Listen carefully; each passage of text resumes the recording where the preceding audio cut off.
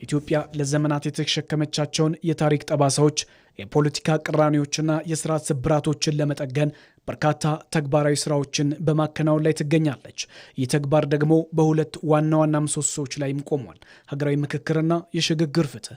እነዚህ ሂደቶች የፖለቲካ መድረኮች አይደሉም። ይልቁንም የመንግስት ቁርጠኝነት የታከለበት ከራስ ፍላጎት ባሻገር ሀገራዊ ህልውናን ለትውልድ መሰረት ማስያዝን የሚጠይቅ ውሳኔን የሚሻ ትልቅ ጉዳይ እንጂ ከውጥንቅጡ የተሻገረ ሁሉንም በኩል የሚታይባት ኢትዮጵያን ለዜጎቿ ማበርከትንም ቁልፍ ዓላማ ያደረጉ ሂደቶች። እነዚህ በዘመናት መካከል ያለፍንባቸውን ማነቆዎች በመሻገር የሀገርን እድገትና ብልጽግና ጉዞ ወደፊት የሚያስቀጥሉ ናቸው። በኢትዮጵያ በልዩነቶች ላይ ብቻ ያተኮረ ትርክትና የመጠላለፍ ፖለቲካ ባህል በሀገራዊ ምክክሩ በመስበር ለዘመናት በጠመንጃና በኃይል ሲፈቱ የቆዩ ልዩነቶችን በጠረጴዛ ዙሪያ በውይይት እንዲፈቱ የሚያደርግ ባህል እየተገነባበት ነው። የጋራ እውነትን በመፈለግ ሀገራዊ ስብራትንም ለመጠገን እንዲሁም የተለያዩ ማህበረሰቦች መካከል ያሉ የተዛቡ ትርክቶችን በማረም ሁሉንም በእኩል የሚያስተናግድ የጋራ ሀገራዊ ማንነትን ለመቅረጽ መንገድ እየተጠረገበትም። ብዙ ስብራቶች አሏት እንላለን ሁሌም እና ያንን ስብራቶች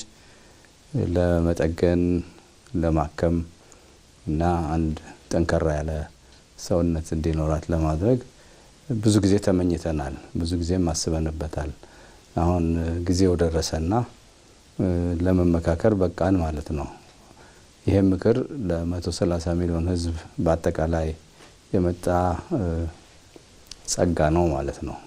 ችግራችንን ነክሰን አውጥተን መፍትሄ ጠቁመን አካሄድ መስርተን የወደፊቷን መጻኢ ኢትዮጵያ የበለጠ እንድንጠቀምባት የሚያደርገን ትልቁ መሳሪያ ነው። ሀገራዊ ምክክሩ እንደ ሀገር ያለ መግባባቶቻችንን ምንጮች የምናደርቅበት፣ የጋራ ትርክት የምንገነባበት፣ ሁሉን አቀፍ የፖለቲካ መድረክ የምንመሰረትበትን እድል የያዘ በመሆኑ ለኢትዮጵያ መጻኢ እድልም ወሳኝ ድርሻ አለው። ጋፋ መሪን ኩን ይገገሰሙ ቶኮ አዳ ወልብረታ አኒ ገራገርማ ወሊን ቀበል ይህ ምክክር ሲደረግ የተለያየ አስተሳሰብና ባህል ያላቸው አካላት እንዲሁም የጋራ ትርክት የሌላቸው ዜጎች በመደማመጥ ይነጋገራሉ። ያላቸውንም ልዩነት በሰላማዊ መንገድ በመፍታት የዲሞክራሲ ስርዓትን እንደ ሀገር መገንባት ይችላሉ። እንዲሁም በተለያየ ዘመን የተፈጠሩ ያለመግባባቶች መንስኤዎቻቸው መፍትሄ የሚያገኙበት ይሆናል። በዚህም የሚመለከተው ባለድርሻ አካል ጥሩ መሰረት ይሆንለታል።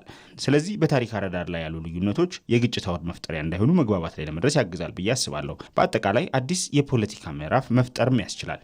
ምክክር ከግጭት አውድ ወጥቶ ዘላቂ ሰላምን እንደ ሀገር እንዲሰፍን የማይተካ ፋይዳም አለው። እርስ በርስ የመገዳደል አዙሪትን ተሻግሮ የሚያይ ትውልድን ፈጥሮ ሀገርን በልማት ጎዳና እንድትመራም ያደርጋል። ዘላቂ ሰላምን ለማምጣት ከዚህ የተሻለ መሳሪያ ምን አለ ብለው መጠየቅ ነው የሚያስፈልገውና መታኮሱ ቀላል ነው። ጀግንነት ማሳየት ይቻላል፣ ግን ልማት አያመጣም።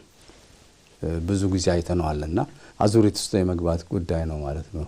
ያ መንገድ ሞክረነው ያየነውና ችግርም እንዳለበት ልማትም እንዳላመጣ ተገንዘበናል ማለት ነው። ሌላኛው ቂም፣ ቁርሾችን፣ ኢፍትሐዊነት፣ በደሎችን ሁሉ በማከም ሀገር የሚገነባበትን መሰረት ጽኑና ምልኡ ለማድረግ በሽግግር ፍትህ ሰፊ ስራዎች እንዲከናወኑ መንግስት ጉልህ ሚናን እየተወጣም ይገኛል። ምክንያቱም ያለ ፍትህ የሚደረግ እርቅ ዘላቂነት እንደማይኖረው ታሪካችን ምስክር ነው። የሽግግር ፍትህ በኢትዮጵያ ተጨባጭ ሁኔታ ለጠንካራ ሀገረ መንግስት ግንባታ የሚኖረው ፋይዳንም ከግምት ያስገባው የመደመር መንግስት ያለፉ በደሎች በዝርዝር ታይተው ተገቢ ፍትህና ይቅርታ የሚደረግበት ስርዓትንም እንዲዘረጋ እድልንም አመቻችቷል። በግጭቶችና በስርዓት ግድፈቶች የተጎዱ ዜጎችን ካሳና እውቅና በመስጠት ወደ ማህበረሰቡ በሙሉ ልብ እንዲቀላቀሉም ያደርጋል። እንዲሁም በደሎች ዳግም እንዳይከሰቱ የህግና የጸጥታ ተቋማት በገለልተኛና ጠንካራ መሰረት እንዲገነቡም ያግዛል። እነዚህ ሁለት ሂደቶች ተቀናጅተው ሲሰሩ ኢትዮጵያ ውስጥ ለዘመናት የቆየው የዜሮ ድምር ፖለቲካ መቀየሩም የግድ ይሆናል። እነዚህ ሁለት ሂደቶች በስኬት ሲጠናቀቁ ኢትዮጵያ ካለፈው ቁርሾ ተላቃ ብዝሃነትን እንደ ጌጥ የምትመለከት ብሎም ለትውልድ የምትሻገር ጠንካራ ሀገረ መንግስት መሆና ትቀጥላለች። ይህ ደግሞ መጠላለፍን ሳይሆን መደጋገፍን፣ መጠራጠርንም ሳይሆን የመተማመንን አዲስ ምዕራፍ በኢትዮጵያም ይከፍታል።